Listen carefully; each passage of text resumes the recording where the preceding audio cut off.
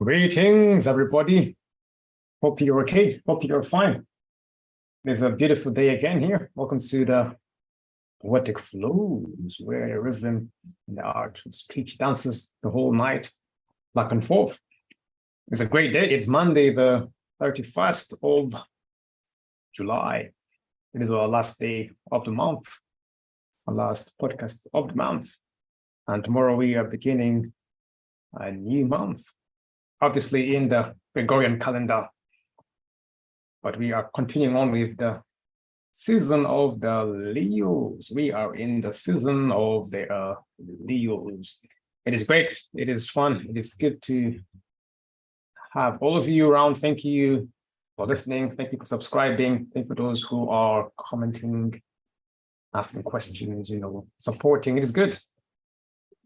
Why we have the poetry is because poetry is art. People have lots of inspirational words which they put into poems or into literature.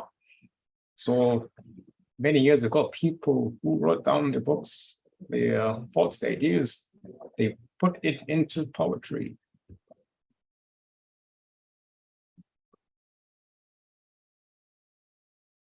Can you hear me now? Yes, sorry. Yeah, so welcome to the Poetic Flows podcasts, where we indulge in the rhythm and art of speech. And where we look at the flows and how the writer writes and how the poem flows and what we think, what we feel, what we understand from the poem itself. We're going back into the old ages where people are writing from the heart and had different meanings. There is modern poetry, but in the past there was a lot more from it, because we have come this way. So that means there's more in the past, because there's a library. Everything that was in the past has been stored again somewhere, right?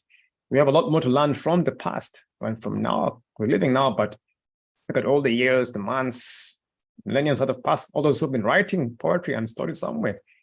So they wrote about probably their current situations, the current countries, their nations, maybe their tribes, their cultures, their technology.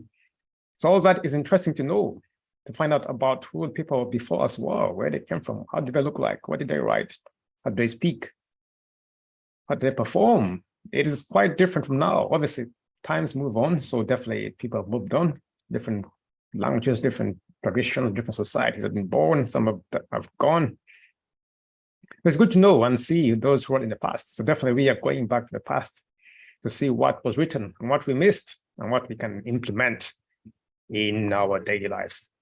So greetings and a big thank you to all those who are supporting the podcast. Many thanks for your support. We are grateful. We're here to help those who want to get in touch with the old rhythms.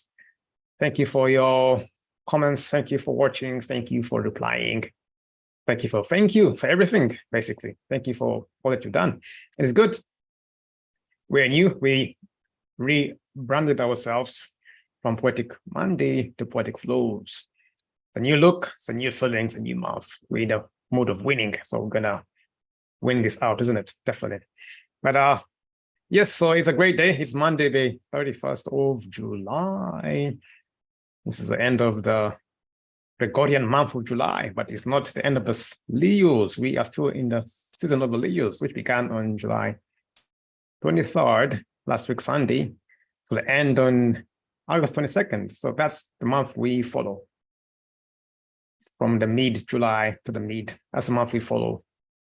So there is the Gregorian calendar people use, begins on the 1st, but most people use spring, who use either astronomy or astrology. When you follow the stars, they begin the month, and it begins around halfway through the month or towards the end of the month. But 20th, 21st is when the astrological or astronomical year or month begins, isn't it? So we are in the month of the Leos now. It's called the celebration of the celestial kings and queens of the celestial jungle, isn't it? But yeah, definitely, yeah. So thank you. If you're Leo, well done. If you're not, still well done. You're welcome to celebrate. We do celebrate everything that happens even this month. If you've got a birthday, celebration, you've got an event, something to be thankful for, definitely you're going to post it in our group, and you are more than welcome to post in the group and, of course, celebrate with us. we celebrate everyone who is celebrating in this life, isn't it? When it's good, it's beautiful. It's a great day to be alive. So thank you once again for tuning in. I'm going to show you our celebration. It's on Facebook, definitely, but if you want to add in something more, you are more than welcome to add whatever you want to add to your events on Facebook. My internet is just a bit very slow now. But yes, so I'm going to show you my screen in a minute.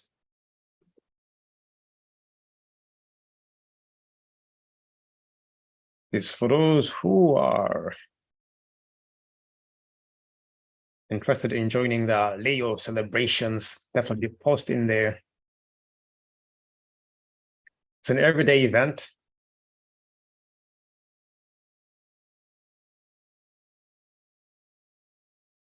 It's a good way to meet about people. And so here we are. So this is the event on Facebook. If you check it out, it's entitled The Roaring Celebration, honoring the Leo spirit.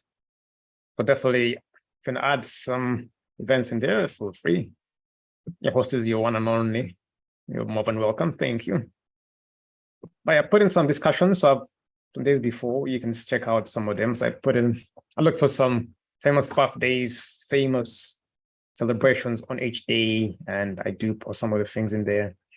So definitely check out the event for those who are into celebration. It's good to celebrate. They said the key of maturity or mature mind is to celebrate.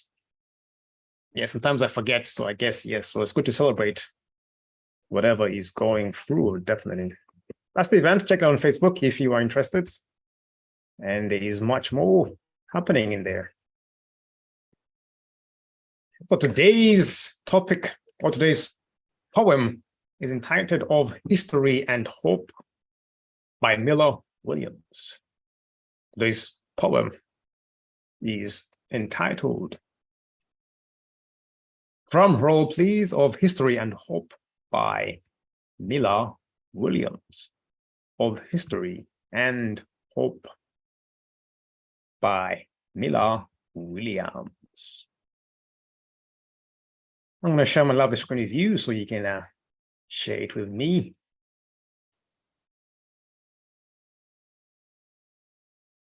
So I'm reading from the Poetry Foundation. For those who would like to know where all my sources, poetryfoundations.org. Lovely poem, very nice, not too long, not too short, so we're going to go for it. So, Of History and Hope by Miller Williams. Here we go. We have memorized America, how it was born and who we have been and where. In ceremonies and silence, we say the words, telling the stories, sing the old songs. We like the places they take us. Mostly we do. The great and old, the anonymous dead are there. We know the sound of all the sounds we brought. The rich taste of it is on our tongues. But where are we going to be? And why? And who? But this enfranchised dead wants to know. We mean to be the people we meant to be, to keep on going where we meant to go. But how do we fashion the future? Who can say how, except in the minds of those who will call it now? The children, the children. And how does our garden grow? With waving hands, or rarely in a row, and flowering faces, and brambles that we can no longer allow. Who are many people coming together cannot become one, people falling apart. Who dreamed for every child and even chance cannot let luck alone turn doorknobs or not? Whose law was never so much of the hand as the head cannot let chaos make its way to the heart? Who have seen learning struggle from teacher to child cannot let ignorance spread itself like rot? We know what we have done and what we have said, and how we have grown, degree by slow degree, believing ourselves toward all we have tried to become just and compassionate, equal, able, and free. All this in the hands of children, eyes already set on a land we can never visit. It isn't there yet, but looking through their eyes, we can see what our long gift to them may come to be. If we can truly remember, they will not forget. And that is a poem of history and hope. I'll be honest with you, I have not got the meaning yet. It's very many questions in there. So we have memorized America, how it was born and who we have been and where. In ceremonies and silence, we say the words, telling the stories, singing the old songs. We like the places they take us. Mostly we do. So of history and hope, it's very good. But how do we fashion the future? Who can say how, except in the minds of those who will call it now? The children. And how does our garden grow? With waving hands or rarely in a row, and flowering faces and brambles, and that we can no longer allow. So there are many questions in here. So maybe past of history, past part of history. Who are many people coming together cannot become one before people falling apart. And that is a very, who are many people coming together cannot become one people falling apart. Or who are, not a question, who are many people coming together cannot become one people falling apart. Now what's happening out there? Who dreamed for every child and even chance cannot let luck alone turn doorknobs or not? Whose law was never so much of the hand as the head cannot let chaos make its way to the heart? Who have seen learning struggle from teacher to child cannot let ignorance spread itself like rot. So we have seen people come together, coming one. People who have dreamt for every child and even chance, forgetting cannot let luck alone turn the nobles. Seen the law, whose never was so much of the hand as the head, cannot let chaos. So the law was there not to let chaos. The dream for every child, so cannot leave it to luck alone. People coming together, so people cannot fall apart. We know we've seen learning struggle from teacher to child, so they cannot let ignorance spread itself across. So it seems like all this were putting together at the beginning of America, I'm guessing, when everything was powerful and people coming together, their dreams, the teachers teaching, the law was there, so that there was no chaos, everyone had an even chance. People were taught, so no one was left ignorant. So we know what we have done and what we have said and how we have grown degree by slow degree, believing ourselves toward all we have tried to become, just and compassionate, equal, able, and free. But definitely, this is something people have worked for. I think it was more of the founding fathers where they put in the laws of America, the amendment, the past constitution, isn't it? Before, but now things have changed, but this was more of the times they worked hard to make America great, and they did. America was a very great nation. It still is, but things are changing. It was a great nation. So this was in the beginning, I'm guessing, my opinion, of America, when it began. The law, the dreams, the people coming together from all parts of the world, the learning struggle from teacher to child. They know what they have done to bit by bit have grown, but they're living ourselves towards all, to be just, to be compassionate, to be equal, to be able, to be free. So definitely, I think this was the founding times of the great America. I mean, under the Constitution, isn't it? So all this in the hands of children, eyes already set on the land we can never visit. It isn't there yet, but looking through their eyes, we can see that what our Lord gave to them may come to be. If we can truly remember, they will not forget. So I'm guessing here, was that for the future? So two interpretations. It could be that someone is traveling there from one place going to America, or they're putting the future of America in the hands of the children. So they know they won't be alive at the time, but the kids are going to carry on. What are your thoughts on that? So all this in the hands of children, eyes already set on the land we can never visit. It isn't there yet. So are they the pilgrims going to America? Or are they thinking of the future where it's going to happen, where they will be dead and the children might be there, or their grandchildren might be there? So children not necessarily means the next children, could be children, those could be great-grandchildren. So in that case, I'm guessing hands of the children, the ones who are coming after them. So it could be 50, 70 years, 100 years, not necessarily their right, the kids who just the firstborn kids, the ones who you give birth to. Could be the kids who came 10 or 5 generations afterwards. That's what I'm guessing. Yes. So it is interesting. So they've put this all together and they're hoping for a great future. So I'm guessing they're in America, unless he said he's coming from somewhere else to be in America. But it begins by saying we have memorized America, how it was born and who we have been and where. In ceremonies and silence, we say the words, telling the stories, singing the old songs. We like the places they take us. Mostly we do. So I'm guessing they're in America. So yes, so definitely I'm guessing. My point here is, my opinion is they are thinking of the future. The way it finishes the poem, it's the children, the ones who want to come forth, not the immediate children, like ones you give birth to, but the children of the children of their children. So the ones who want to grow up.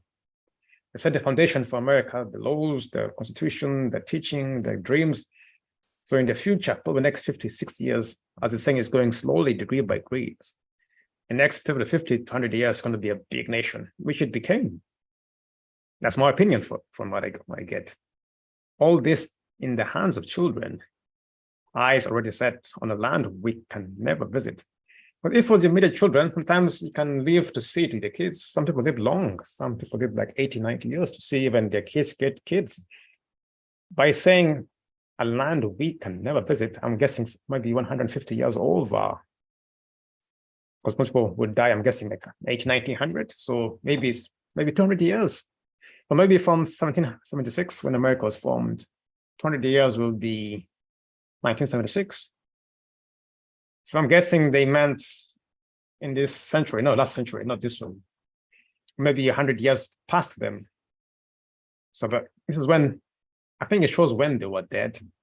This is the land we can never visit. So if I'm talking about America and the children, that's the great-grandchildren, I'm guessing some of them, I'm guessing that some of them might have been dead by the time the great-grandchildren, all the dream came to fruition, over the time the gifts they came were born and became a great nation.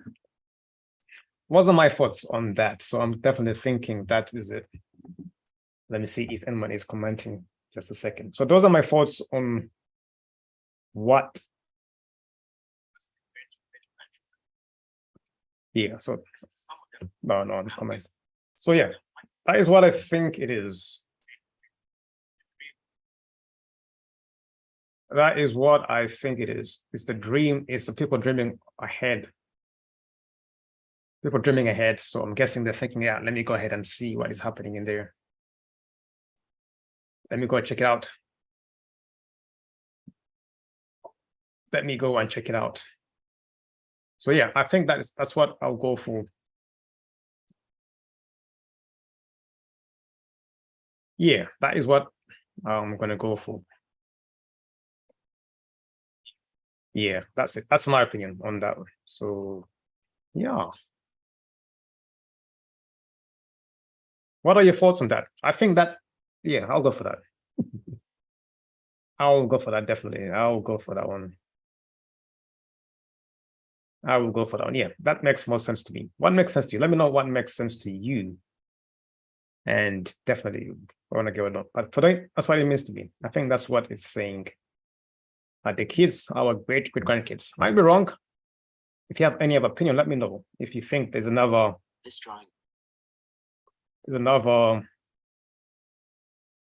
meaning, let me know.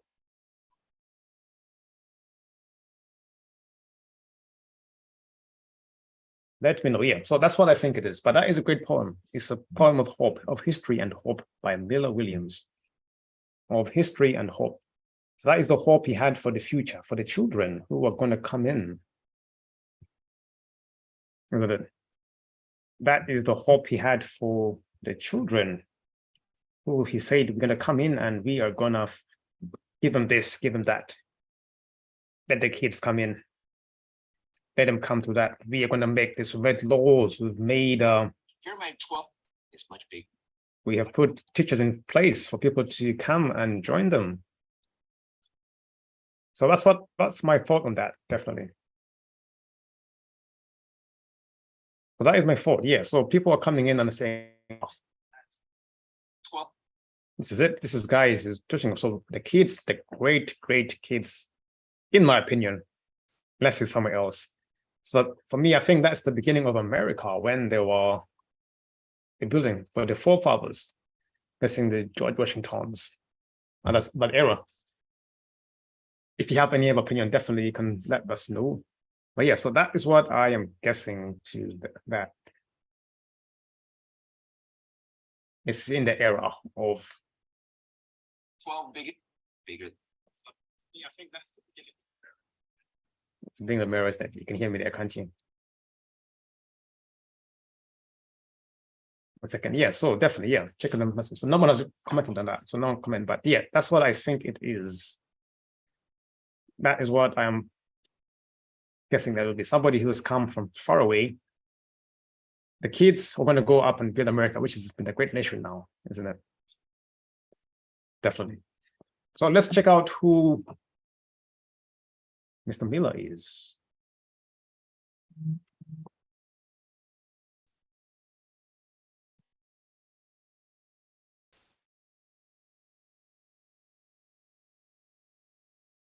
So let us search for Mr. Miller. I'm gonna, sorry.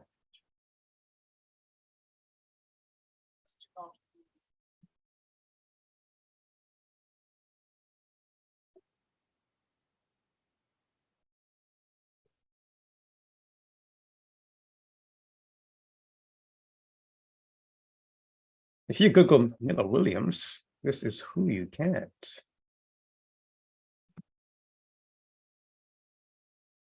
Stanley Miller Williams was an American contemporary poet, as well as a university professor, translator, and editor. He produced over 25 books and won several awards for his poetry. His accomplishments were chronicled in a Kansas biography. Williams was chosen to read a poem at the second inauguration of Bill Clinton. Oh. Is this the one I'm talking about? So this is not the found. Oh, so it's a different one. Are there two of them? No, it's the same guy, 1930. That's very interesting. So I might be off. I thought it was from the beginning, but definitely. So let's go through Wikipedia and see. I thought it was the founding fathers. That's my opinion, but I stand corrected. Stanley William Williams was born April 8, 1930, and died January 1, 2015, 85. He was the father of the American singer-songwriter Lucinda Williams. I'm not familiar with her. He was born in Hoxie, Kansas, to Ernest Burdett and Anne Jeanette Miller Williams. He was educated in Arkansas, first enrolling at Hendrix College in Conway and eventually transferring to Arkansas State University in Jonesboro, where he published his first collection of poems, etc., while getting his bachelor's degree in biology. All right, correctly. Miller received the 1963 to 64 Amy Lowell Poetry Traveling Scholarship and won the 1991 Poets Prize for his collection, Living on the Surface. In 1997, President Bill Clinton selected Williams to read his poem of history and hope at Clinton's second inauguration, instantly bringing Williams to national attention. In addition, President Clinton presented Williams with the National Arts Award for his lifelong contribution to the arts. So it's very interesting. I'd like to know the why or the story behind how he wrote this poem of history and hope. So both of the books you wrote, A Struggle of Stone, So Long at the Fair, Halfway from Hoxie, Why God Permits Evil, The Boys on Their Bonny Mules, etc., etc. You can read more about him here. I want to know more about the poem which he wrote, but that is the author. Let me say the poet stroke author of today. So definitely says this article lacks sufficient corresponding inline citations. So you can, but that's the basis of what it is. If I go back to Google, I think that is more than enough, to be honest. I would like to know when he wrote the poem, when it was written, the poem. So those are books. So, okay, still loading. I'm going to go to Poetic.org. There's more on him there. Best Poems Encyclopedia. Look at the Encyclopedia of Arkansas, Miller Williams. 6 poems by Miller Williams. So there's much more of that. If I search of history and hope,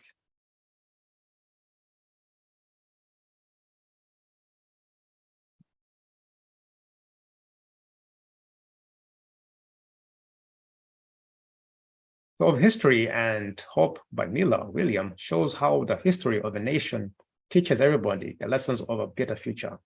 One should not be unaware of the origin, meaning history.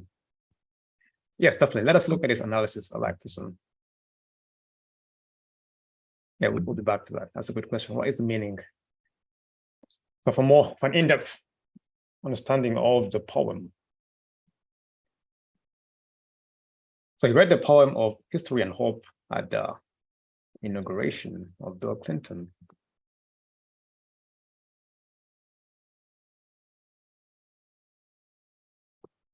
At the inauguration, Williams wanted to show the people of America how their history reflected their zeal for the betterment of the nation. The speaker of the poem, an old and wide voice portraying the poet, expresses that days are about to end. They have achieved what they meant to achieve. Now the future of America lies in the hands of the children. How one brings up one's, sorry. I do apologize. How one brings up one's child leads to nation building. Hence, the speaker advises everyone to invest in their budding generation to achieve optimum growth, both socially and economically. So that is one take. So the poem does not follow a conventional pattern. It is in 3 verses, I agree. However, the poet, I'm sorry.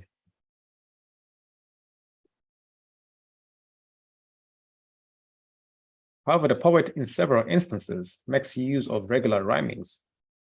For example, in the stanza, rhyme together, therefore, he rhymed there.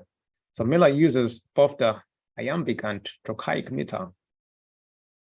Besides, this poem has a conversational form. It does.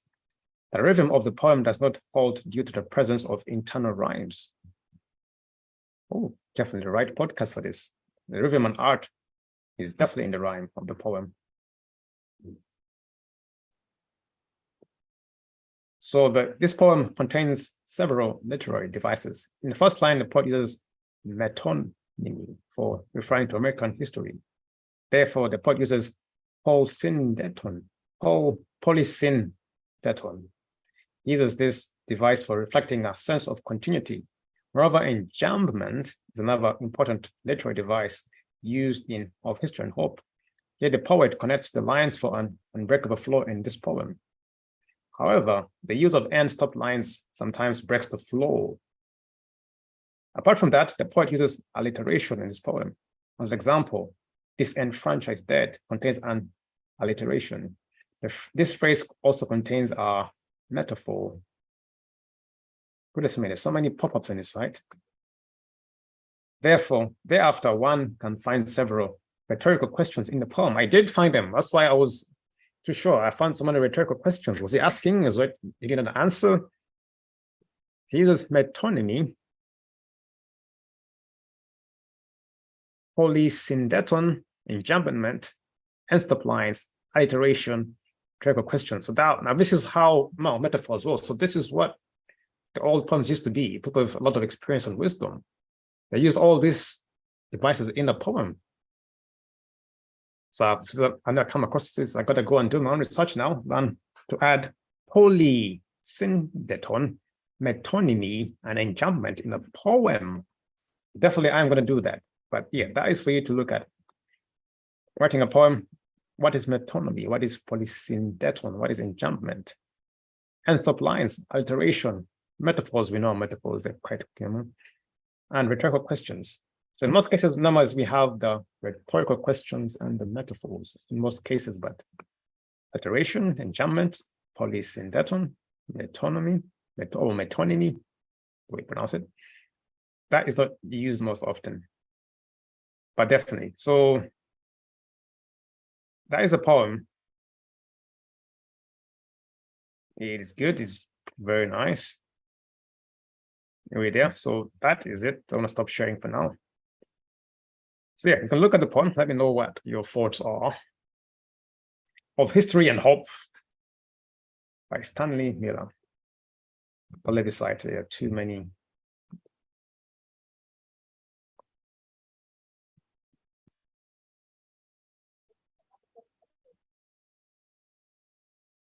Yeah, definitely. So that is a good poem. I didn't know that it was read at the inauguration of Bill Clinton. So that's amazing. I didn't have a clue. I just picked a nice poem. I said, oh, lovely. But yeah, look at that. So this was a poem recited at the second inauguration of Bill Clinton. So that is great. I think the universe was directing me. Oh, the higher power. How did I know I would have picked a nice poem like that? But definitely, what I've learned from this is that I'm going to learn to add in metonymy, syndeton, enjambment, alliteration, metaphors, and the last one, which I didn't remember, in writing. So that's what makes it richer. It gives it deeper, it gives more meaning, you understand?